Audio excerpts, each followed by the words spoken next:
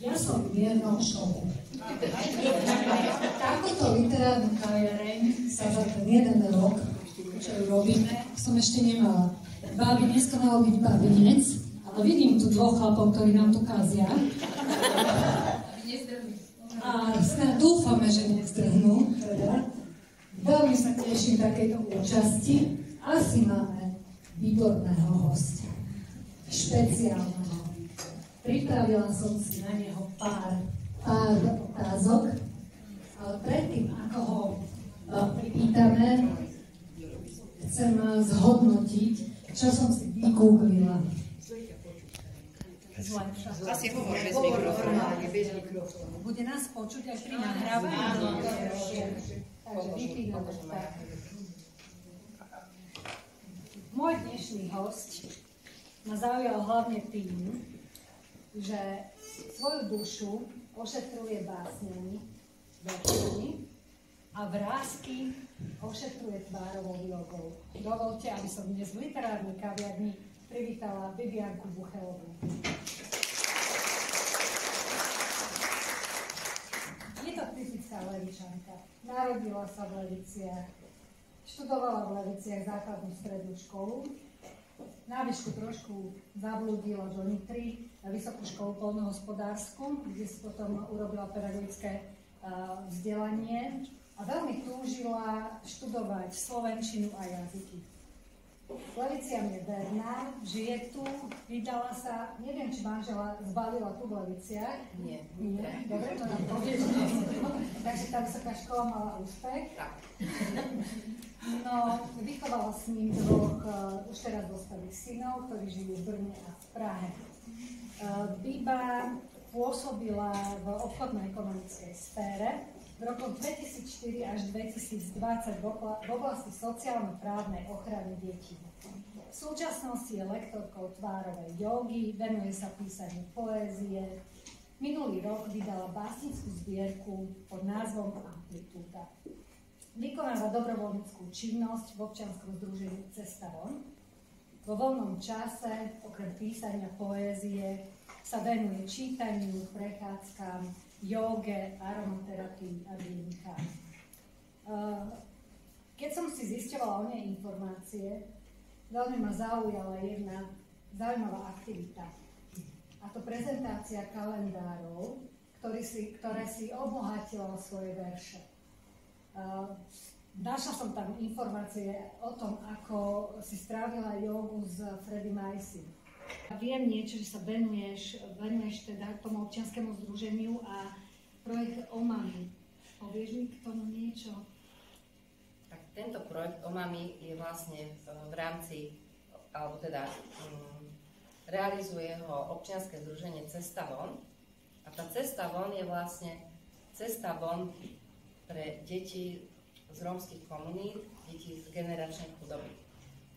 A je to naozaj veľmi krásny projekt, pretože prvých 1000 dní života je pre nás tých najdôležitejších. A tí deti v tých rómskych komunitách majú ten štart do života veľmi, veľmi náročný, neskutočne náročný.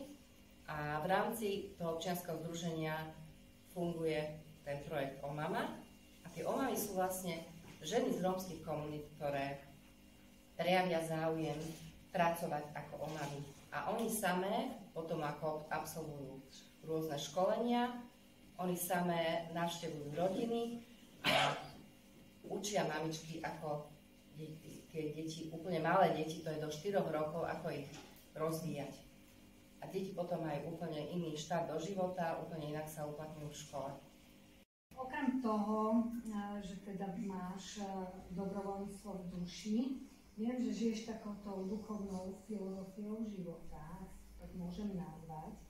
A filozofia Exces Vars, čo som sa dočítala, je masírovanie hlavy a vytváranie myšlienok, podpora emócie. Kde si prišla k tejto filozofii? Tak, v prvom rade toto bolo asi, ja som to absolvovala u mojej kamarátky a veľmi sa mi to páčilo. A bolo to také, skutočne také veľmi relaxačné a cítila som sa v tom, ako niekto, kto vie naozaj tak hlboko meditovať, tak som sa cítila. bol to naozaj taký úžasný zážitok. A keď som absolvovala ten kurz tvárovej jogy a už som teda bola na tej ceste, že idem to realizovať, tak sa mi zdalo, že ešte mám toho málo, takže ešte som si teda pridala Access Bars. A ono to vlastne aj to ma zaujalo, že je to taká, naozaj taká krásna dotyková terapia, že v podstate človek nemusí mať nejaké zvláštne vedomosti, stačí sa vedieť nacítiť na toho človeka a tými jemnými dotykmi, ako ono sa tam píše v tých manuáloch, že sa môže zmeniť život, ja nič také nesľubujem, pretože je to naozaj taká forma také krásnej relaxácie, meditácie. A potom, čo má prísť, príde, lebo človek, keď je zrelaxovaný, tak potom dokáže aj viac stvoriť, zbaví sa tých prebytočných myšlienok, takých blokov, môže lepšie spávať. Dnešné stretnutie je k téme tvárová joga. Tento spôsob cvičenia tváre, kedy si na to prišla, kedy si zistila, že je to pre teba potrebné? V prvom rade ako som na konci toho môjho pôsobenia v sociálno-právnej oblasti, som cítila, že potrebujem niečo nové a chcela som teda odtiaľ odísť, lebo som sa cítila veľmi vyčerpaná. Už sa to blížilo teda až k tomu vyhoreniu. A vtedy mi úplnou náhodou tak vyskočil lektorský kurz tvárovej jogy. A ja neviem, proste to bolo také vnúknutie, že ja som si povedala, že toto je ono.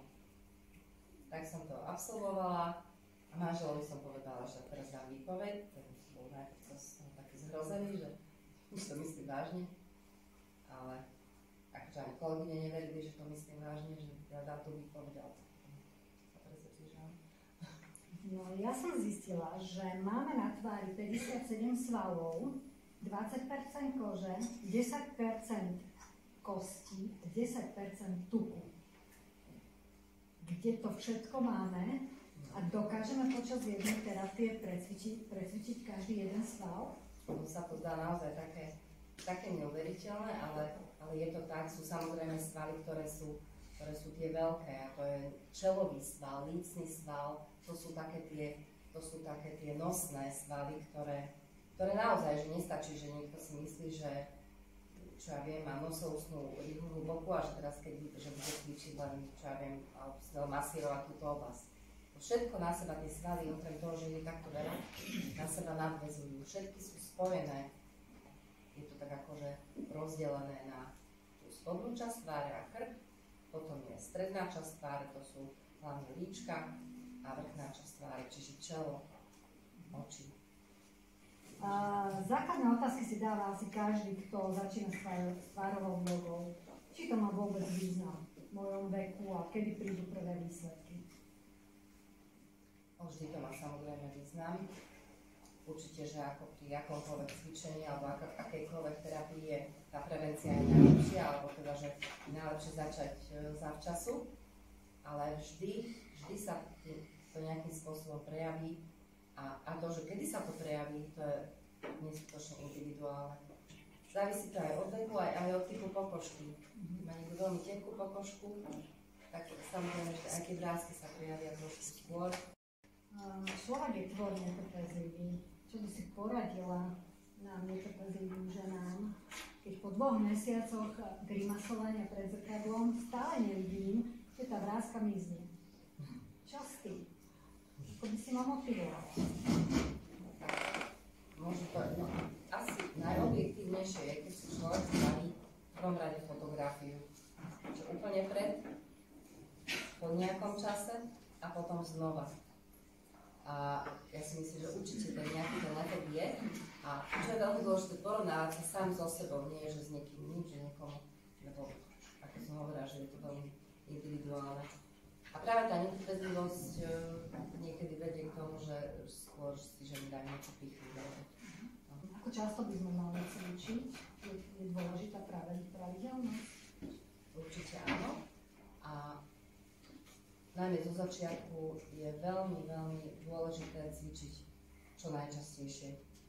Že naozaj, že aj každý deň alebo každý druhý deň. Môže sa stať, že mám svalovú horúčku? Môže byť taký pocit krátko po cvičení, ale to by si musela cvičiť strašne dlho. Takže nie. Je. Niekoľkokrát sa hlboko nadýchneme a vydýchneme. Najlepšie sú s otvorenými ústami, aby sme vydýchli zo seba všetko to, čo sa nám nahromadilo. Potom si prejdeme niekoľkokrát od čela, od stredu čela po bokoch tváre, až celý krk. Niekoľkokrát tak nežne s láskou. A vždy, keď cvičíme, vždy sa sústredíme na to miesto, ktoré precvičujeme. Snažíme sa mať pri tom taký pokoj, aby sme mohli mať, aby naše myšlienky nasledovali naše ruky. A vizualizujeme si, aké chceme byť krásne, a aké chceme mať hladké tie časti tváre. Takže teraz si preklecáme čelo, dĺžkami prstov, môžeme prejsť na spánky. Samozrejme, že intenzitu toho klopkania volíme podľa toho, kde sme. Okolo očí si prebehneme ako takými motýlnymi krídlami, nížne. Prejdeme na kosť pod očami. Tu si preklepeme celú. Tu môže mať citlivé miesta. A celá líčka. A líčka môžeme aj tak vyštipkať. Podporili tvorbu kolagénu. Môžeme zachytiť túto nosolovskú rybu. Tu sa robia také tie marionetové vrásky, tak celé to poštipkáme.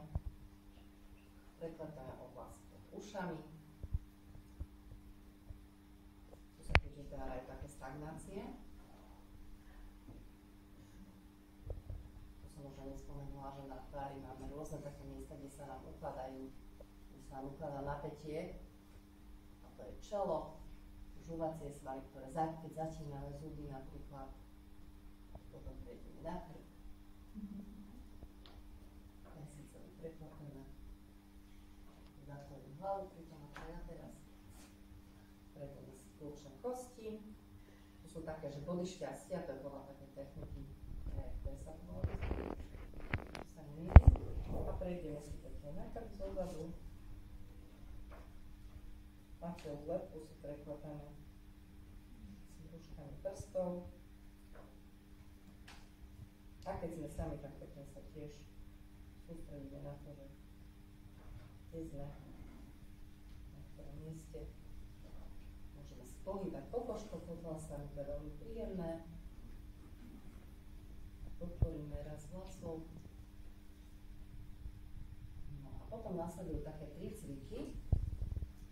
Ranné rozcvičky. No a prvý je taký, že volá sa to, že wow. A vyslovujeme také veľké americké wow. Ale nerobme to len tak, že wow. Ale skutočne si navoďme ten pocit takého, že ja neviem, buď ráno, že aký budeme mať deň, aký bude bohviaký, ale snažím sa predstaviť si, že bude taký wow. Takže wow. Wow. Wow. Wow. Ak sa predtým zrkadlo, tak sa snažme, aby to bolo také zaokrúhlené. Aby sme postupne vytvárali také veľké U, povedzme, alebo to wow, ale tak pekne plynule. Wow.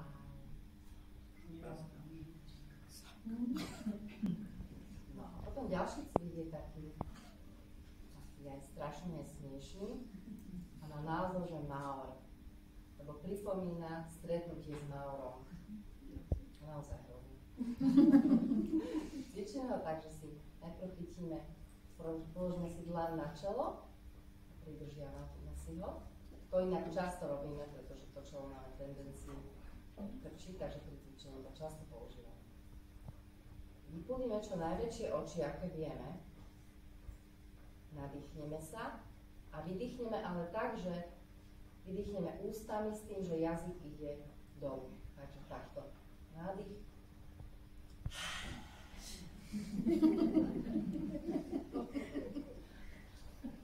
Teraz som si spomínala, že nie.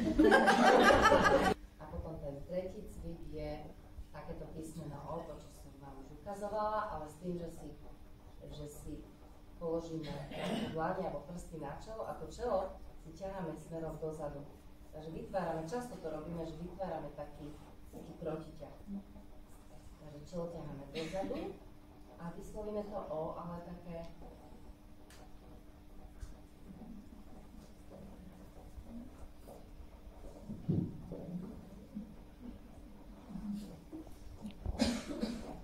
naozaj len obalíme tie zuby perami a posunieme čelus smerom dolu.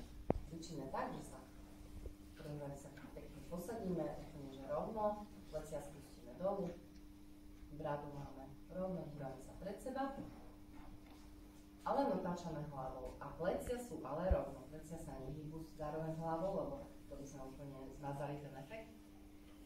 A hlavu ako keby sme mali zavesenú na šnúrke, ako taká bábika na šnúrke. A pozrieme sa až za seba.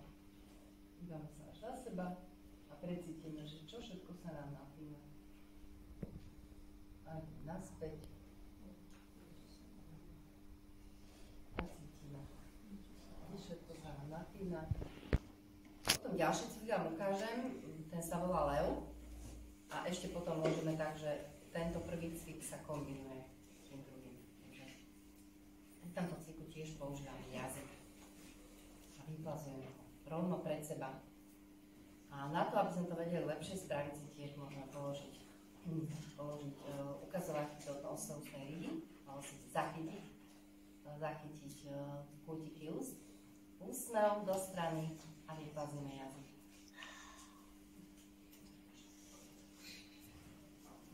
A ten jazyk ťaháme ale pred seba. Čo najviac pred seba, skôr sa ho snažíme ako zdvihnúť, aby nebol dolu. Takže sa nadýchneme a vydýchneme smerom dopredu. Ako keby sme chceli niečo pred sebou dočiahnuť.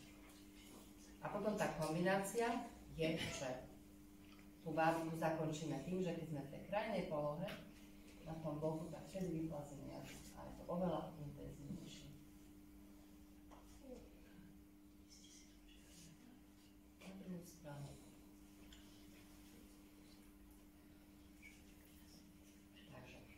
Ten krk je veľmi dôležité cvičiť, pretože tu máme taký tenký sval, ktorý sa volá platizma a ten vekom naozaj ochabuje a vytvára sa taký nepekný krk, taký ako keby močací krk sa tomu hovorí a tá dvojitá brada, hej. A na tú dvojitú bradu ešte to vám povedzme, že môžem ukázať, áno, presne to, čo robíte, ale takže dáme si dlaň pod bradu, jemne potvoríme ústa a tlačíme tou dlaňou, tlačíme hore, ale nie že do kosti, ale presne sem. To sa volá dvojbrúškový sval a ten ochabuje časom. Takže tlačíme bradou alebo tým svalom do ruky a rukou do hore. Chcela by ešte raz poďakovať